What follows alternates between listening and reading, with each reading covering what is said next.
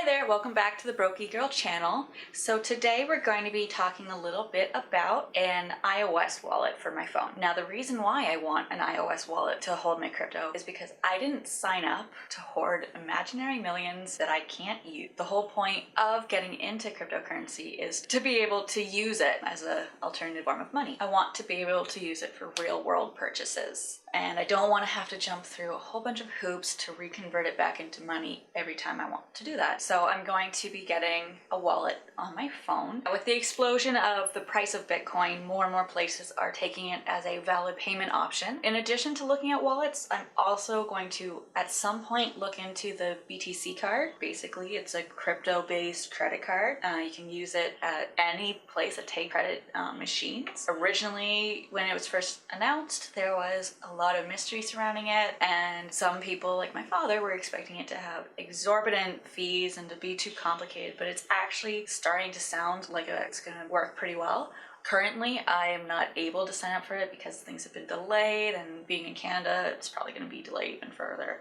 So when that becomes available as an option for me, I will also pursue that. But for now, I need a wallet because I'm actually going to be going to a geeky resto pub with some of my friends later this week that just started taking Bitcoin, which is awesome because I don't have to bum money off my friends to go out with them because I have crypto and I can use it on my phone. Don't worry, I'm gonna bring you guys with me. So I am super excited to try this out and see what it's like using Bitcoin in the real world. Now, getting started with an iOS wallet, there was a lot of things that I had to look into and research for myself and just kind of figure out as I went along because I am still very new to the crypto world. One thing that kind of jumped out at me from everything that I looked at was do not store more than spending money on your wallet. This is your wallet, not your savings account. When you are looking for something to store your crypto in, choose something more like a hardware wallet or something more secure. But as far as iOS wallets, it's like your debit card, not your savings account, your day-to-day spending money.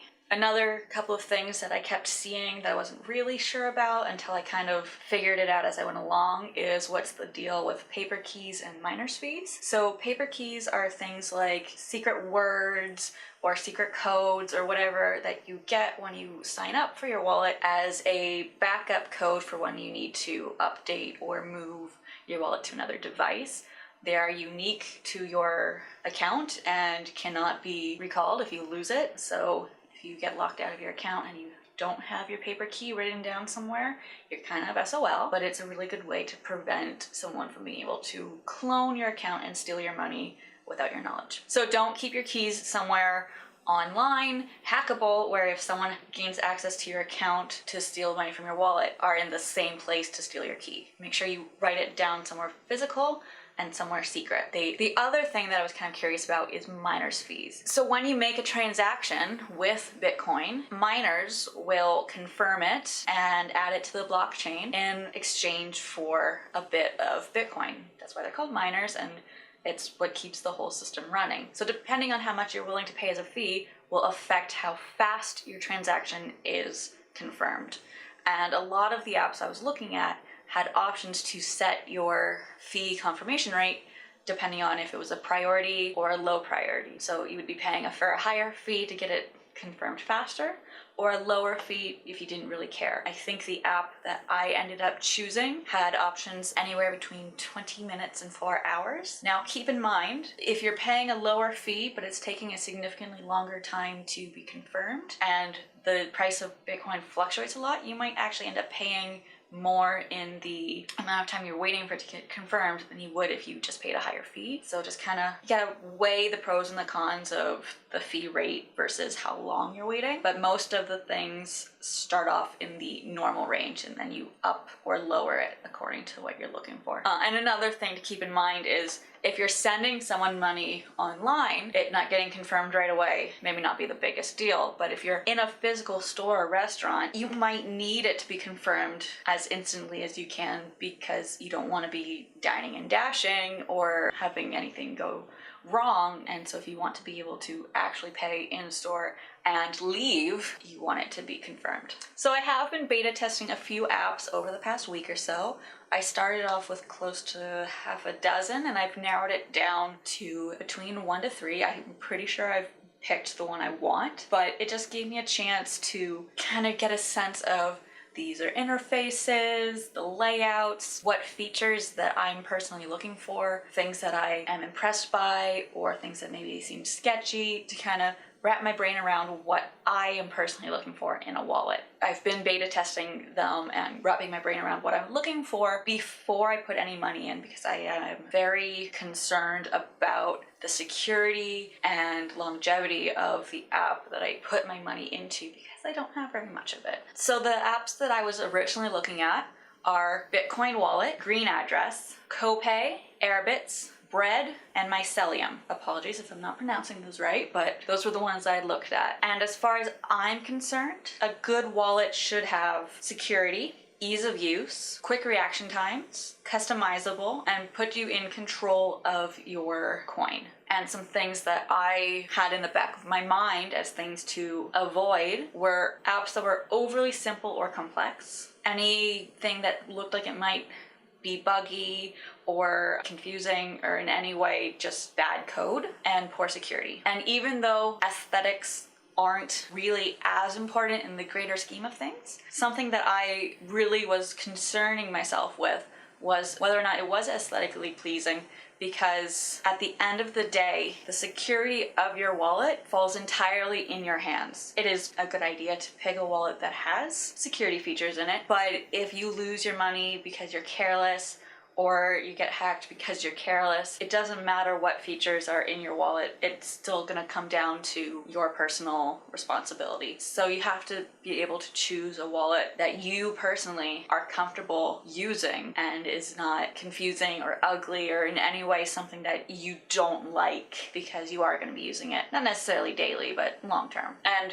again, just reiterating that with cryptocurrencies, if you lose your money or lose your account or in any way get locked out permanently, there is no way to recover it. There is no backup like in a bank. There's no insurance or anything like that. So you do want to make sure that you have good personal responsibility for your money. Okay, so just a little bit about each of the apps that I looked at. Airbits was pretty nice, but I felt that the homepage user interface was kind of ugly in my personal opinion.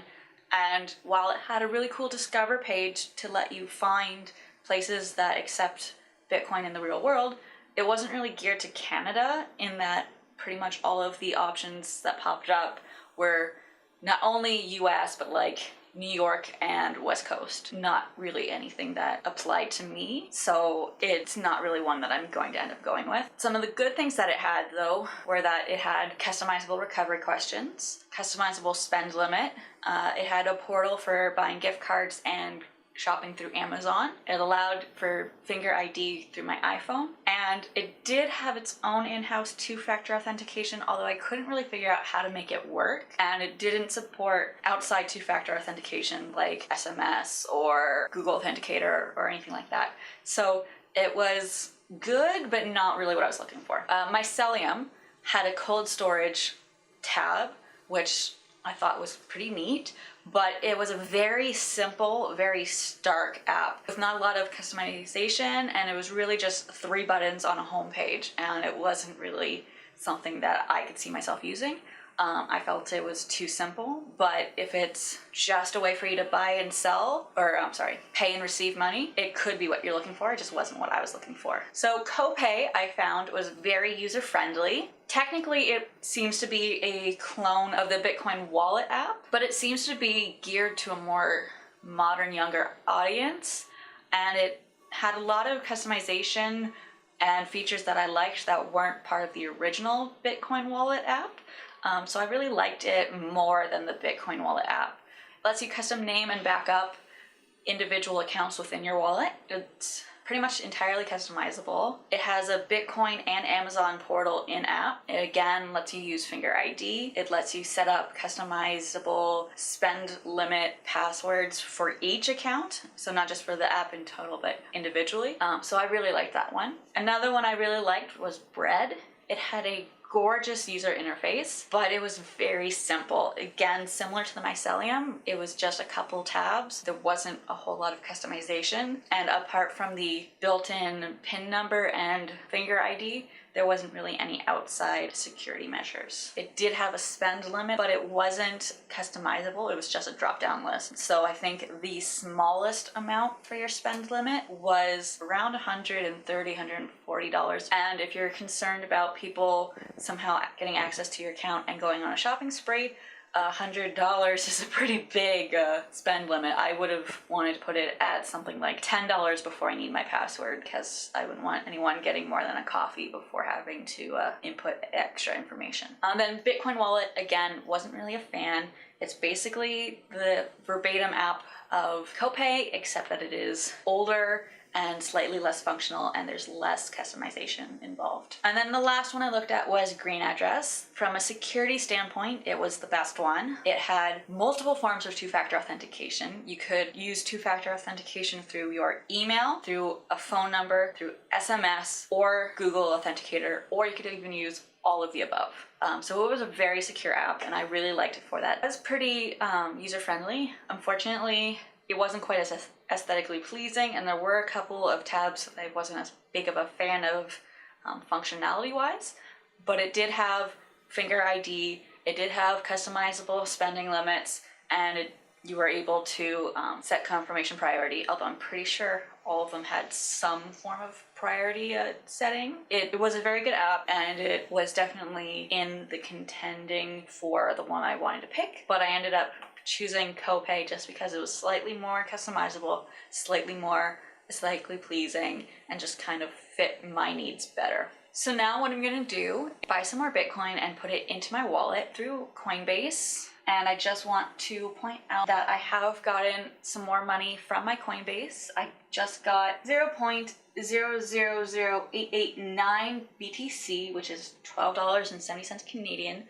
I got that as a referral bonus because I had a lovely subscriber, Trevor BMX20, sign up under my accounts, and it gave me that bonus, and it also gave him that bonus. So again, if you're interested in signing up, you can get $10 US, 12-ish Canadian as a freebie if you buy more than $100 within Coinbase using my link. So I don't have to use the website because I can actually buy money on Coinbase through the Copay app. Okay, so it's asking for my Finger ID in order to unlock the app. And you can just see right here, I have one account for broke Geek Girl stuff, and then another account for personal spendings. You can customize the color, the name, spend limits, passwords, all that stuff. That was this big selling feature for me, as well as the fact that you are able to buy Amazon gift cards in the app as well. So I'm gonna buy Bitcoin through my Coinbase. So I'm buying $78.71 worth of US currency because I have $100 available to me, and for some reason it's not letting me select Canadian funds within the Coinbase portal in the Copay app, but I do have Canadian funds set within the Copay app itself, so I'm just gonna have to play around with that sometime when I'm not currently recording. Okay, so I just lowered it down to 77 USD because with the little bit of transaction fee, it had bumped it up to 101 something Canadian, because now that it's actually in the payment portal, it is recognizing that I have Canadian currency. Translates now to 98.99 Canadian, so that's something that I'm comfortable using. I'm not going to play around with it anymore. So just confirm purchase. Okay, so that's confirmed. I just bought it. Okay, so the money has come in. It was transferred from my Coinbase account into my Copay account, and then I sent a smaller transaction from one of my wallets within Copay to the other one, just so that I had a little bit reserved separate from the rest. So I currently have the equivalent of about $30 Canadian in one account and the equivalent of 85 in the other. So that's it for today. I will let you guys know how things go when I